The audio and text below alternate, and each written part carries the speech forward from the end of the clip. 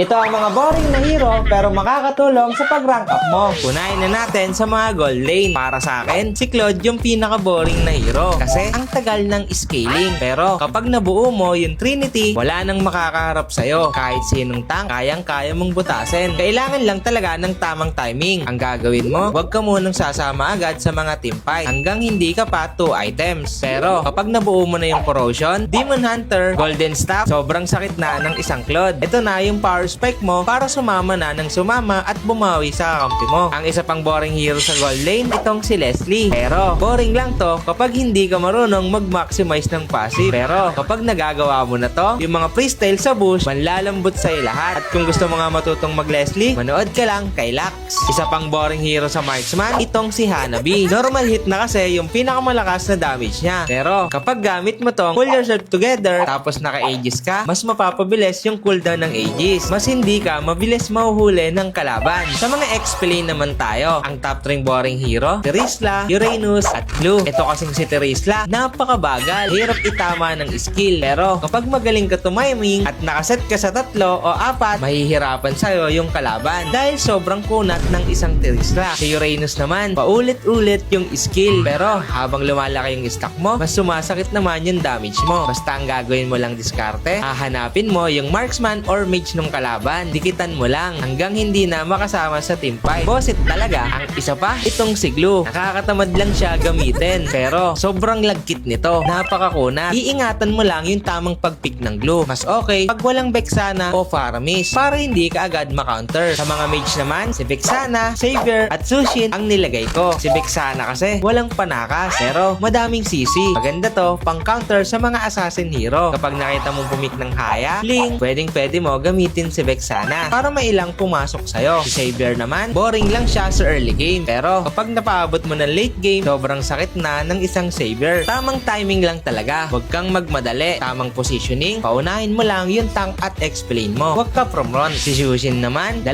item lang ang kailangan. Boring sa early game. Pero kapag glowing 1 ka na at Sky Piercer, kawawa na sa'yo yung mga nasa frontline. Basta, huwag ka lagi nag-ultimate papasok. I-reserve mo din para may pang-out ka at hindi ka naiiwanan sa mga team fight. Sa mga support hero naman, na boring pero makakatulong sa'yo, si Estes, si Lolita at si Florin. Sobrang ganda gamitin ito, lalo na sa solo. Kapag nag-Estes at Florin ka, wala masyadong bumubuo ng anti-heal. Kaya masusulit mo talaga. Basta, alagaan mo lang yung gold lane nyo. At sa tamang tao mo, ipasa yung passive ni Florin. At ang technique lang, ultimate muna bago ka mag-first skill kapag nasa alanganin na yung kakampi mo para maalis yung anti-heal. Ito kasi yung passive ng isang Florin. Si Lolita naman, i-protect mo lang lagi yung kakampi mo. Ingatan mo yung paggamit mo ng second skill. Yung pinakamasakit na skill, yung ibalik mo sa kalaban o kaya i-dodge mo para mas masulit mo. Sa mga jungler naman tayo, si Alpha, Alucard, Redrin ang nilagay ko. Ang babagal kasi ng mga hero na to. Pero kung gusto mong maging useful, pag gamit ka ng Alucard, aantayin mo muna yung mga stun hero ng kalaban. Tapos, siya ka papasok. Tamang timing lang talaga. Ganon din naman sa Alpha. Mag-aantay ka lang, mag-crowd control yung kalaban para hindi ka agad makombo. At yung paggamit naman ng ultimate, di lang lagi pang in, pang out din. At i-maximize mo yung bilis mo sa pagja-jungler. Pwede kang uminvade sa kalaban para mag-up sa level at patuloy na yung paglamang mo. At ang panghuli sa mga roamer, si Gatot, Hylos at Beleric, ang kailangan mo lang gawin, yung talagang trabaho mo. Yung dikitan yung mga marksman o mage na nagbibigay ng damage sa inyo. Protect lang talaga. Nakakatamad to kasi wala masyadong action o walang highlights. Pero win streak naman. Kung hindi ka masyadong papogi sa mga hero, pwede mong gamitin yung mga to. Ang laking tulong kasi ngayon ng Revitalize. Basta, ito lang ang tandaan mo protect the king. Yung mga damager mo, pro-protectahan mo. At yun na ang magbibigay sa'yo ng panalo. At yun lang. Para sa inyo, sino nga ba yung pinaka-boring na hero pero useful? Sana may natutunan kayo. Sana makatulong.